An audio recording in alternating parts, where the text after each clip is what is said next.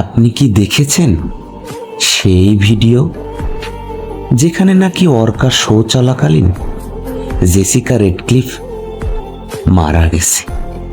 সত্যিটা শুনে অবাক হবেন।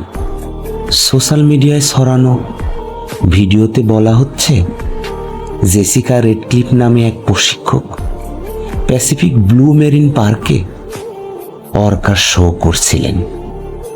হঠাৎ অর্কা তাকে পানির নিচে টেনে নিয়ে যায়, আর তিনি বেঁচে ফেরেননি। কিন্তু এ ঘটনা একেবারেই মিথ্যা। জেসিকা রেডক্লিফ নামে কোনো আসল প্রশিক্ষক নেই। প্যাসিফিক ব্লু মেরিন পার্ক নামেও কোনো পার্ক নেই। ভিডিওটি এআই ও পুরনো ফুটেজ মিশিয়ে বানানো। এটা শুধুই ভাইরাল করার জন্যই বানানো এক হক্স ভিডিও।